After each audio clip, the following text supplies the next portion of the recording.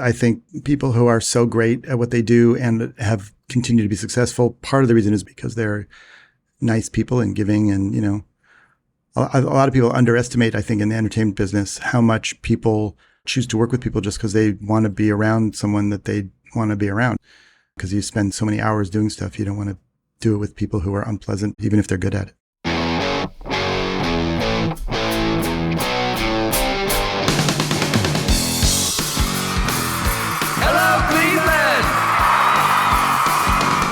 Turn your speakers up to 11 because it's time for Too Much Effing Perspective, the podcast that asks musicians and entertainers to relive the most Spinal Tap moments when nothing goes right and everything gets kind of weird. I'm your host, Alan Keller, a comedy writer in LA and former lead singer of the least heralded Chicago band, The Falling Wallendas. And I'm your co-host, Alex Hoffman, former tour manager for Radiohead and former lead singer of the least heralded Milwaukee band, The Vainglorious. Our guest today is in the famed sketch comedy groups The State and Stella, as well as being the writer and director of such great comedies as Wet Hot American Summer, Role Models, and Children's Hospital. Emmy Award winner, David Wain. David tells us about turning down the chance to be in the audience in 1993 for MTV's legendary Nirvana Unplugged show, how his radio executive dad brought the Beatles to Cleveland, and hanging out with the Beastie Boys and Smashing Pumpkins at Lollapalooza way back in 1995. So without further ado, let's go to the TMEP show. It really puts perspective on things, though, doesn't it? Not too much. There's too much yeah. effing perspective now. Alex, when we started thinking about making a podcast, I remember you were very inspired by a few in particular, This American Life and Smartless. And I, not being a nerd, didn't really listen to many podcasts back then. Nice, Alan. Way to alienate our audience. But you listened to podcasts religiously, and it planted a seed in your tiny little head, and that seed grew into a vision, and that vision spawned a mighty tree, a tree now known as Too Much Effing Perspective. Okay, all right, enough. Can you tie this into our show today? Because I'm really beginning to question this whole enterprise. Like, why am I even here? Yes. Our guest today, writer, director, and comedy guy David Wain, was one of the creators of a show that was very influential to me, Children's Hospital. It's really one of the funniest things I've ever seen, and it inspired me to go on Kickstarter and raise 10 measly grand to shoot my own web series, CPA Holes, which you can find on Vimeo and IMDb. So is this just your way of plugging one of your projects? This whole podcast is. But it's also my way of complimenting David on making something so incredible. It got me off my ass to make something myself. And it raised the bar so high that I had to at least try to reach it. Decide for yourself by going to Vimeo or IMDb and looking up CPA Holes. There you go again. I'd forgotten that you did the Kickstarter thing, and I actually think that's pretty cool. But the self-promotion, not so much. That's my whole life is self-promotion, buddy. Anyways, I also have to say I highly recommend that you guys track down Children's Hospital, which starred Rob Corddry and Lake Bell and Aaron Hayes, Rob Hubel, Megan Mullally, and Ken Marino. And basically everybody who's funny ends up making an appearance on that show. It was that effing good. Were you on it? Everyone except me. I was going to say, not all inclusive, only mostly inclusive. That is high praise indeed coming from you. You are a comedy snob, so that really means something. And heck, maybe you can even bring up Children's Hospital in our chat with David. Let's see what happens.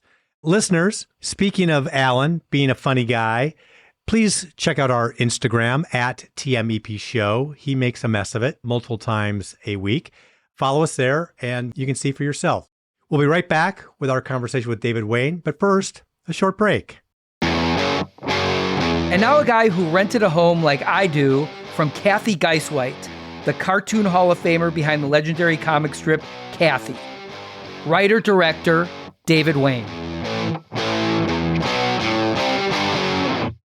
David, thank you so much for sticking with me on our numerous emails and coming through in the clutches. Alan, an email from you is like a little drop of heaven in my day.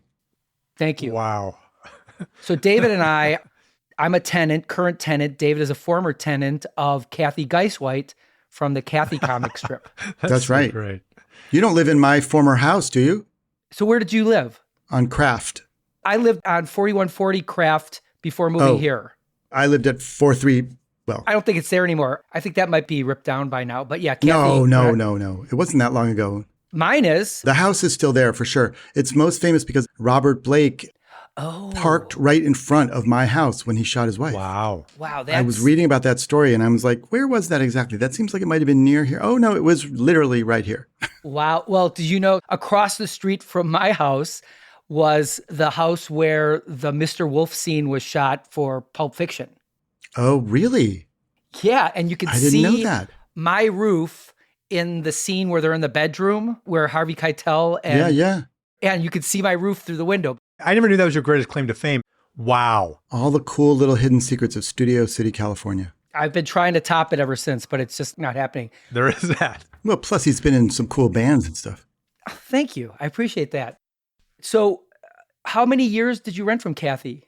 A lot. I don't know, 5 years, maybe more. One of the most wonderful people. Oh my God, I adore her to no end. When we were first signing the lease for the house, I just saw this lovely woman, a little bit older than me, and I'm sitting there and I'm writing and I'm looking at the name and it says Kathy Guyswhite. I'm like, I recognize that name. And I look up and I'm like, wait a minute. And she's like, yeah. And I'm like, oh my God. And then every time she would leave me a little note for some reason, like, take out the garbage, I was like, oh my God, the handwriting. It's just so iconic. We moved from Chicago. We actually drove, myself, my wife, and our 2-year-old daughter and our dog. And we came here during the torrential downpours of 2005. Kathy was waiting at the door with gifts for all of us. I mean, she's just a wonderful, wonderful individual. Anyway, David, I want to talk about a movie you directed in 2018 called A Futile and Stupid Gesture, which is about the founding of the revolutionary National Lampoon magazine from the early 70s. Now, National Lampoon pretty much is ground zero for what comedy is in America today. Can you explain a little bit about the movie and its origins? It's a sort of a biopic of Doug Kenny, who was one of the founders of the Lampoon and the inception of that whole thing that evolved from the Harvard Lampoon, but it really did sort of capture and evolve a certain countercultural comedic point of view that planted the seeds for everything that came afterwards. And so many of the people that were so influential, and it planted the seeds for what became Saturday Night Live. And he made those movies, Caddyshack and Animal House, and just the whole collective there went on to spread their tentacles and their sensibility into comedy for decades to come. Well, unfortunately, Doug Kenny was a drug addict and wound up at the bottom of a Hawaiian mountain after being really depressed for a while. And no one knows for sure whether he killed himself or not, but Animal House co-writer Harold Ramis summed it up memorably at Doug's funeral. He said, Doug probably fell looking for a place to jump. Yeah. Now, I'm not just talking about this because I like that quote. I'm talking about it because National Lampoon magazine and Doug Kenny indirectly have a lot to do with This Is Spinal Tap. They have many, many connections. First of all, Christopher Guest pretty much cut his teeth on the National Lampoon Radio Hour. But also, one of the original contributors to National Lampoon magazine is Tony Hendra, and Tony Hendra played Ian Faith, Spinal Tap's manager, in the movie. Right.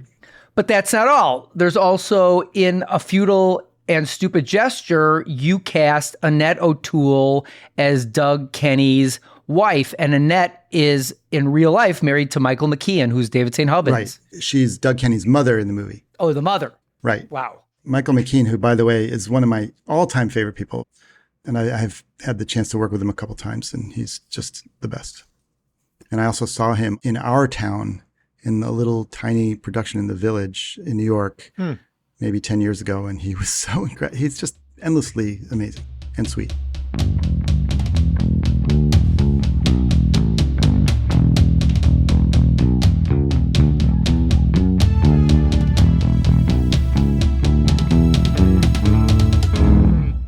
Spinal Tap is equal parts rock group and comedy group. And I've been in many bands in my life, but I also was in a sketch comedy group out of Second City, Chicago called Patriotism. Now, I know you're in a band right now, and you're also from two very famous sketch comedy troupes, the State and Stella. And I want to know if you found, like I did, that the dynamics within both types of groups are very similar. I mean, Stella the Trio was itself an offshoot of the 11-member group, the State, and both were very much like bands in every way in terms of making incredible stuff together, constantly fighting, being competitive at points, being super supportive at points, loving each other more than anyone in the world, hating each other more, like, all of it. The gamut of what happens in a band, I think, and a tight comedy group for me has been exactly the same. And also, I remember being in bands when I was really young in middle school, and, the difficult guitar player and all that stuff in Spinal Tap is, I think, very universal and was one of the reasons why it connected so much, whether you're specifically in a band or not. And the State family, to this day, our group formed in 1988 and is still in some way still together. We toured last year, but there's plenty of stuff. People get in the same fights that we got in the dorm in NYU. People and their dynamics evolve and shift, but certain things just are the way they are. And that's the voyage of being human. It's kind of great. Well, let's talk about your current band. What are they called? It's called Middle-Aged Dad Jam Band. We called it that so we didn't have to explain what it is just by saying the name. Can I just say, I saw your video of Born to Run. Yeah. I was blown away with the high fidelity. Thank you. The audio was incredible on that thing. There's two secret actual musicians in our middle-aged hobby jam band. And one of them is John Spurney, who is an incredible multi-instrumentalist and piano player. And he's also like a director and he does a million things, but he does the production. Oh, it just sounds awesome. He makes it sound really good. Yeah. By the way, you play a very good drum. Thank you. I can't believe you're not in Cheap Trick right now, actually. Cheap Trick needs you. I would happily be in Cheap Trick. There we go. Just call me. I want to just go over some of the bands that you guys cover. Great. Doobie Brothers. Yeah. Billy Joel. Yeah. All right, let's just talk about Billy Joel for a second, because it's a very contentious thing to say you like Billy Joel. In fact, when I was in my band before the Falling Wonderland is Women's Liberace, one of the reviews of the band was that my voice sounded uncomfortably close to Billy Joel's, which I took as a compliment. God, that's only a compliment. My God. Yes, everyone else didn't consider it that. Certainly the writer didn't. But where do you stand on Billy Joel? I think we all have that bias towards the ones we grew up with. But yes, I would say our band's set list is definitely a cross-section of the different things that we love, the different dads in the band. And the one pretty big overlap for all of us is Billy Joel. Wow. Really? That's interesting. Yeah, because I don't know. It's just that thing. Ken Marino grew up in Long Island, as did our guitar player, Frank. And they're the ones who bring in more of the 60s, 70s, more soul-leaning stuff that I didn't know as much about. Dr. John and all that, which I've fallen in love with from learning about it from them and the Ray Charles and all that. And I'm bringing in more of the 80s pop, 80s alt stuff that they didn't know as much, like Milwaukee's own Violent Femmes, for example. We've had Brian Ritchie on the show, just so you know. Oh, no, really? That's awesome. Yeah. I mean, I've listened to every episode, of course, but I'm saying, and it was great, but I'm still catching up on that one. Yeah. And so our set list is a mix of like all the ones we like. And then we throw in a few token 90s ones just for the kids. I was in a band called Bumstead in high school, and we heavily covered the first Cars album. The Cars are definitely one of my seminal, absolute bedrock favorite bands. The Cars, Pretenders, X, Replacements. The Pretenders discovered the Violent Femmes outside of the theater in Milwaukee called the Oriental. Don't think I don't know that story. But yeah, you do Jay Giles' band too, which I just saw mentioned in the Faye Dunaway documentary because she was married to Peter Wolf. Huh. She was? Yeah. I had and then no she idea. left him for Marcello Mastroianni. I love Jay Giles' band so much. Oh my God. We got to get Peter Wolf on the show. That would be quite a get. When I was 10 years old, my friends and I all went to summer camp together. And we had 3 tapes we listened to, which were Emotional Rescue, Rolling Stones. Yeah. Glass Houses, Billy Joel, and Love Stinks, Jay Giles' band. And that was the whole soundtrack of the summer. And that sort of was I love that bedrock of just everything I love since then too. I went to University of Wisconsin-Madison. Sure. And I had a band very briefly. Channel 83 were like the last number on a regular TV set that 90% of people don't even know. The end of UHF. Right. And I was like the popster, and then the rest of the guys were punk rockers. And so we did Billy is a Runaway by Iggy Pop, and we did Ever Fallen in Love by the Buzzcocks. So I brought in Closer to the Borderline by Billy Joel, but I didn't tell them it was Billy Joel. They loved it. That's a hot song. You're right. And you wouldn't know it's Billy Joel either. No, you wouldn't know that. It's a very edgy, angular, new wavy kind of song. And so we did it live, and then someone yelled at them for doing Billy Joel, and they fired me from the band. Would you just say like, this is something I came up with? Or? Yeah. It's a guy you don't know, Joe Williams. Have you seen him in recent years? He's great. He's still great. Yeah. I'm just so afraid of him ever playing that song that everyone hates. He hates it too. What's that called? We Didn't Start the Fire. Start the Fire. Yeah, I don't think he plays it because he hates it too. Oh. It's interesting how bands hate their biggest hits, like Kiss with I Was Made for Loving You. They know that their biggest hit sucks.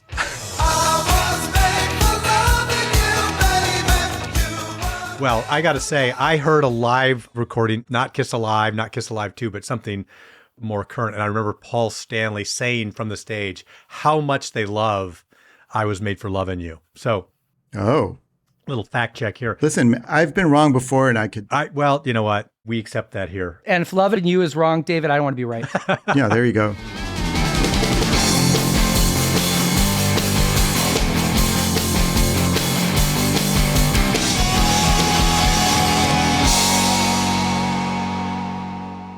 So you were at NYU. I went to NYU to go to college. I just wanted to repeat what you said so people really hear it. Excellent. For our mega fans, you might want to tell them what NYU is and then tell them what a college is. Oh, right. It stands for New York University, and it's like 4 years of more school after high school. And they're like, high school? What's that? Also, I am currently in an apartment in New York that is essentially on the campus of NYU. It's just such amazing. Oh, that's a great area. So I lived in New York right at that same time that I think you were maybe a freshman or sophomore. My girlfriend and I from the University of Wisconsin took a year off of school. It's called a gap year now. It was called dropping out back then. Right. And we moved to Manhattan and kind of moved from sublet to sublet that we'd find in the Village Voice. And it was a cool time for music in New York. And so I'm curious, were you a live music fan at that time? Were you going out to see shows? And if so, what's the best show that you remember seeing during that time in New York? And is there a show that you didn't go to, but you wish you did? Yep. I can give you good answers maybe for both of those. I was at NYU, as you mentioned. I was living in a dorm on 10th Street and Broadway with a lot of the other guys from the state, and that we ended up becoming friends and collaborators for the rest of our lives. And one of the things we did was Michael Showalter, who was in our group, grew up in Princeton, New Jersey, and he was like, "There's this guy who plays the harmonica like you've never heard, and he plays down the street at this bar every Monday night or something." And this was Blues Traveler. And then after a while, the Spin Doctors started opening every Monday night for Blues Traveler. And so that was really exciting to see that.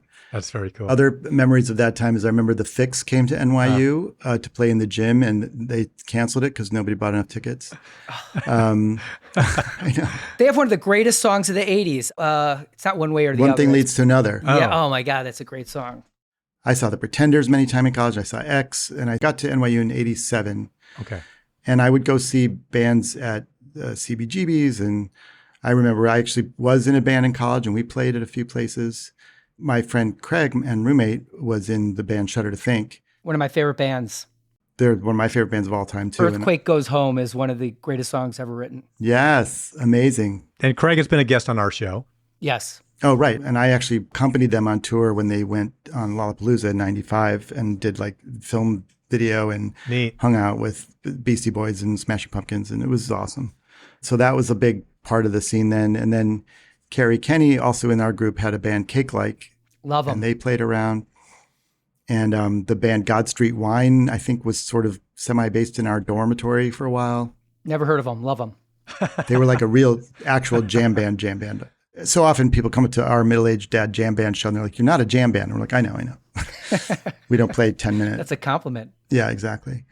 And the one show I know I'm the most regret missing is the entire group. When we were working at MTV, we were invited to sit in the tiny audience and see Nirvana Unplugged. Wow. And everybody went. And for whatever reason, I was like, busy. I'm not going to go. Yeah, I have a date or something.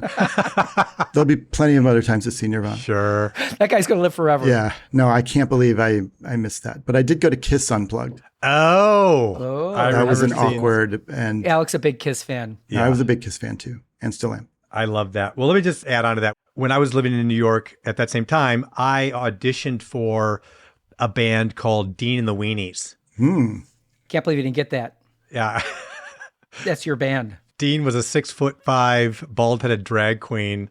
And if anybody knows the soundtrack of the film Mondo, New York, Right. I remember that. Dean and the Weenies had a song on that. So that was my close brush with stardom in terms of being on stage. That's awesome. And the one show that I missed was, look, being a Green Bay guy, Wisconsinite, I definitely had an affinity for heavy metal as part of my overall portfolio. Sure.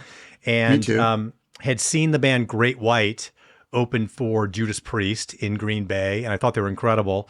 So Great White was going to play the Ritz. Hot band. Was going to play the Ritz in New York. And they had an up-and-coming band from LA opening for them called Guns N' Roses. Well, that's a huge band, or that's what you're getting at.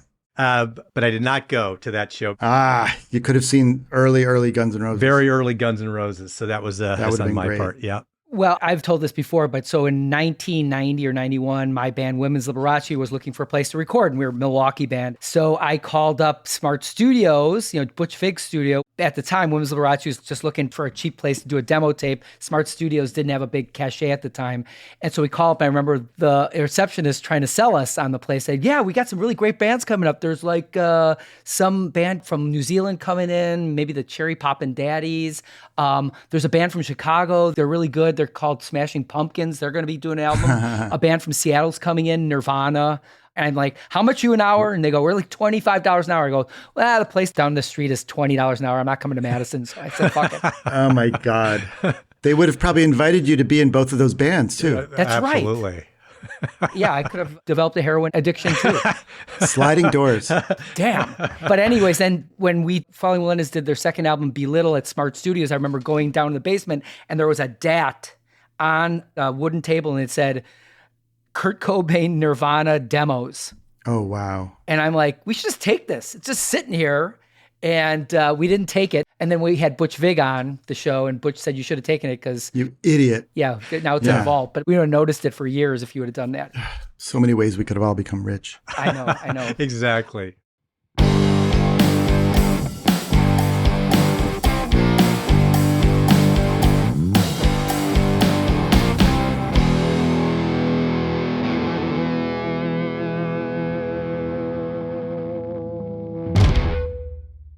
I think Alan said that you haven't seen This is Spinal Tap in a long time.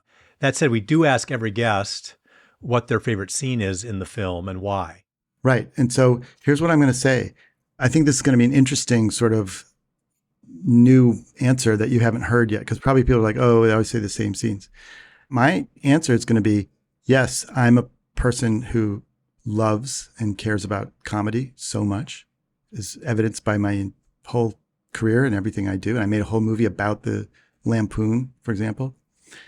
And there are movies from our formative years that I could recite to you from beginning to end, like many of us our age could do, whether it's Caddyshack or whatever. Yeah. And yet I really don't even barely remember. Well, at least you admit it. David Cross made up an entire scene that made us question whether we'd seen the movie. Right. Sometimes I feel like, whether it's on a podcast or someone else, do you bullshit the answer or do you just be honest? Yeah. And my answer is, I know it's a great movie. I remember I loved it when I saw it. I know the most famous scenes that everyone remembers, but I don't really remember it that well. And I do want to watch it again. That's so interesting. Yeah. There's a sequel coming out, right? I know they're shooting the sequel. And as I've said, I'm a massive fan of everyone involved. Yes. And I just literally completed this show. It's called Mr. Throwback, by the way, August 8th on Peacock, with Stephen Curry, is itself a mockumentary. Oh. And so often I've stayed away from that exact genre because I've thought, okay, Spinal Tap did it first and best and never been bested. So let's just not do that. But this project I think does do it in a slightly different, cool way. And so I'm kind of excited. Can't wait to see it. See how I sidestepped the question? Right.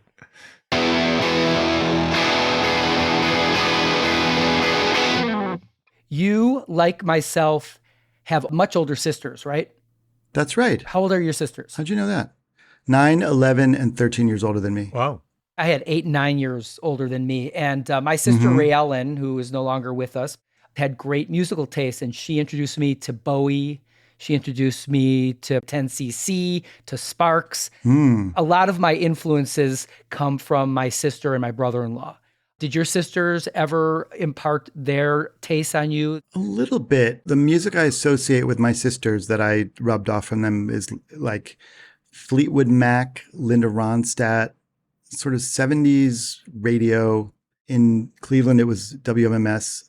My dad also was the big one because he was in the radio business his whole life. Oh. So he actually finagled this deal to bring the Beatles to Cleveland twice in the 60s. That is really cool. And he also had a huge vinyl collection that I would just pull out random stuff and listen to sometimes. And I pulled out Count Basie records and stuff like that. But my sisters were not like super music heads, but they definitely listened to those bands that I mentioned, or Pretenders or Eagles kind of stuff.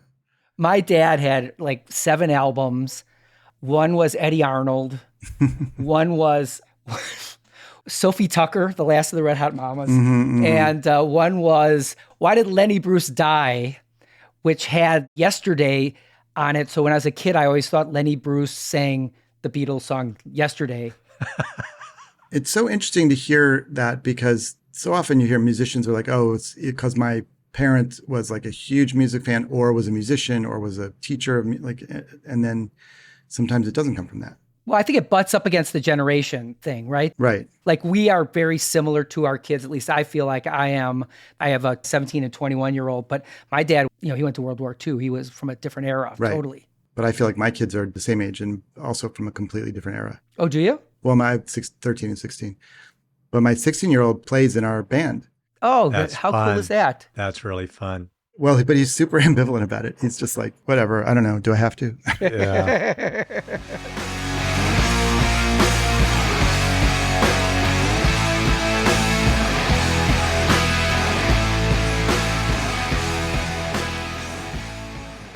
So our definition of a Spinal Tap moment is something that wasn't so funny when it happened, but is hilarious in retrospect.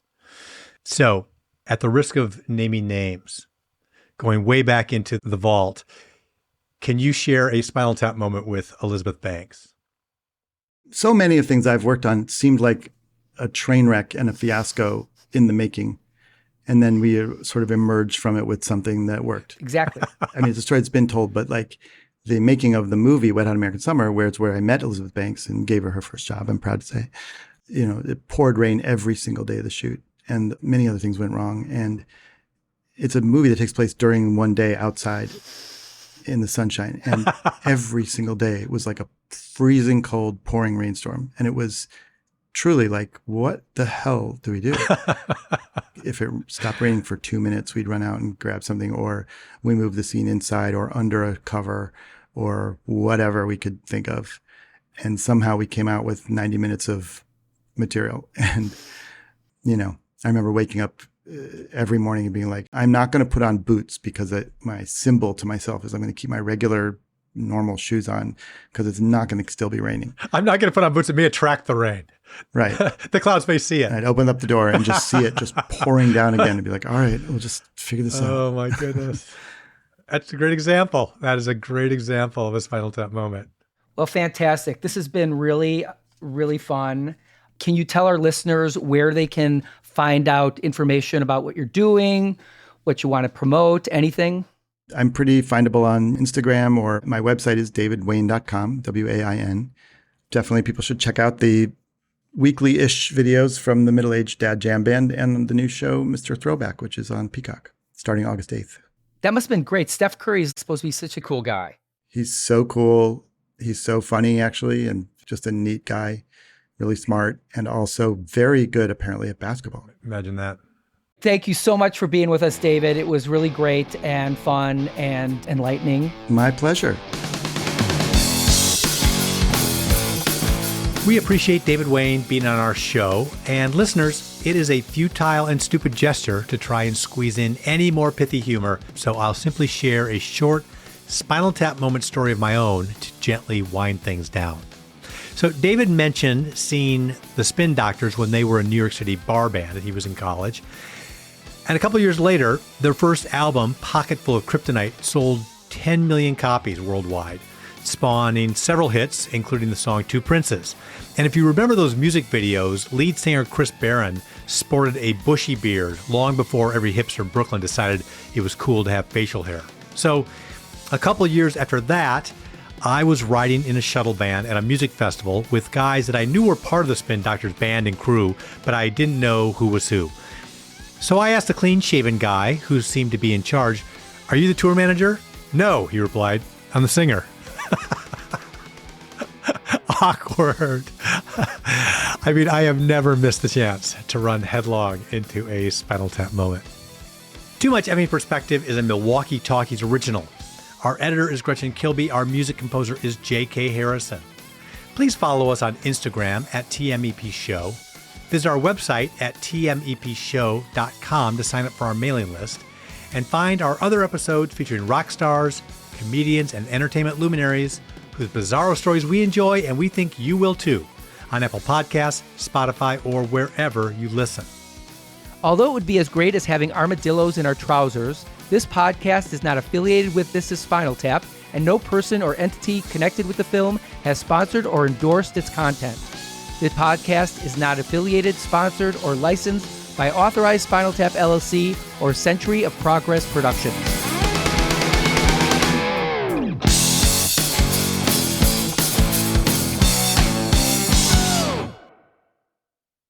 Evergreen Podcast Network.